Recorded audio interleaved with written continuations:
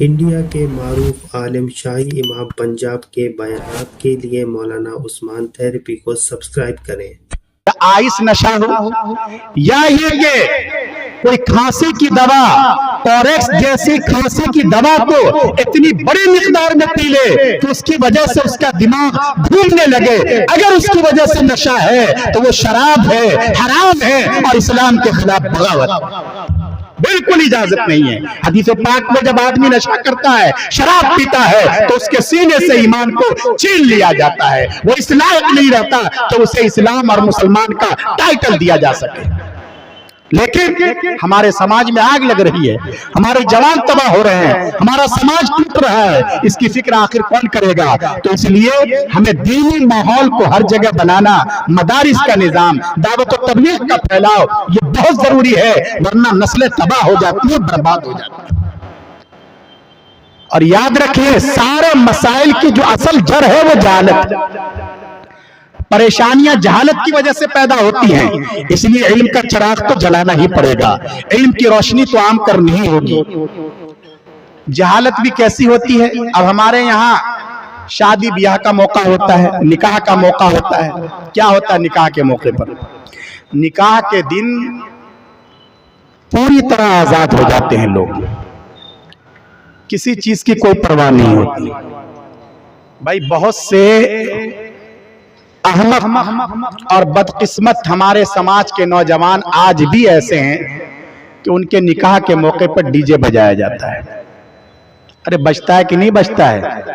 आप लोग सिर्फ अपने माहौल को मत देखिए, उमूमी बात कह रहा हूं मैं। डीजे बजाया जाता है, पटाखे फोड़े जाते हैं, नाच गाना होता है। ये सब क्यों होता है? इन सब की वजह यह है कि हमारे पास सही इल्म नहीं है, सही शऊर नहीं है। जहालत जो है ये सबसे बड़ी बला है। क्यों? असल बात यह है कि हम लोग निकाह को अपनी एक समाजी चीज समझते हैं। इसलिए निकाह हमारे यहाँ कुरान और हदीस पाक की रोशनी में नहीं होता, बल्कि निकाह बिरादरी में और समाज में जो परंपराएं चली आ रही हैं उसके मुताबिक निकाह होता है। कि हमारी खानदानी रिवायाती हैं उसके मुताबिक निकाह हो रहा है, लंबी चौड़ी बारात जा रही है और डीजे बजाया जा रहा है, वीडियोग्राफी हो रही है। ये हमारी बहुत बड़ी भूल है। देखिए, निकाह भी एक इबादत है, उसके उसूल और ज़ाब्ते हैं। जैसे नमाज इबादत है, रोजा इबादत है, ऐसे ही निकाह भी इबादत है। क्या हम नमाज पढ़ते हैं तो डीजे बजाते हैं? जब हम नमाज पढ़ते हैं तो पटाखे फोड़ते हैं?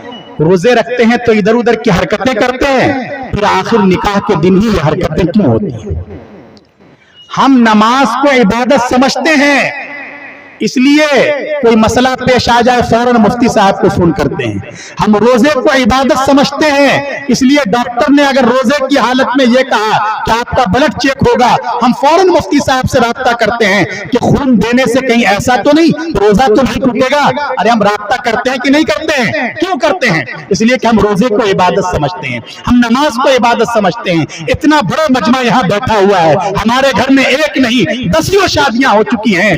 तो ये बता दे कि शादी से पहले भी हमने जाकर किसी आलिम के पास, मुफ्ती के पास बैठकर ये मालूम किया हो कि मेरे घर में मेरी बच्ची की शादी है, कि मैं चाहता हूं कि सुन्नत के मुताबिक करूं, उसका तरीका क्या है? हमने कभी इसकी फिक्र की? हमें मालूम है मसला, बच्चे की शादी है तो इस शादी के मौके पर कोई दावत नहीं होगी, लेकिन हम सुन्नत पर अमल ही नहीं करना चाहते हैं। तो इसलिए याद रखिए, हमारे समाज में खराबियां हैं, बुराइयां हैं और लाखों रुपए, करोड़ों रुपए हमारे इस तरह के खुराफात में बर्बाद हो रहे हैं। जरूरत इस बात की है कि हम किताबुल्लाह की तरफ, सुन्नते रसूलुल्लाह सल्लल्लाहु अलैहि वसल्लम की तरफ औद करें।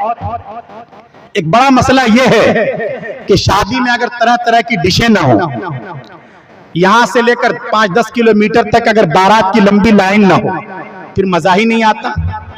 नौजवान कहते हैं ये कैसी शादी है? शादी है तो जरा इसमें साहब सलामत भी हो, विधायक जी भी हो, MP साहब भी हो, और सब लोगों को पता भी चले, तब तो पता चलता है कि ये शादी हो रही है और हम ये समझते हैं कि बहुत अच्छी शादी हुई। नहीं मेरे नौजवानों, याद रखिए आका सल्लल्लाहु अलैहि वसल्लम ने फरमाया इन्न आज़मन निकाहि बरका ऐसरुहु मऊना। लोगों याद रखो, सबसे ज्यादा बरकत वाला निकाह, कामयाब निकाह, खैर वाला निकाह वो है जो कम से कम बजट वाला।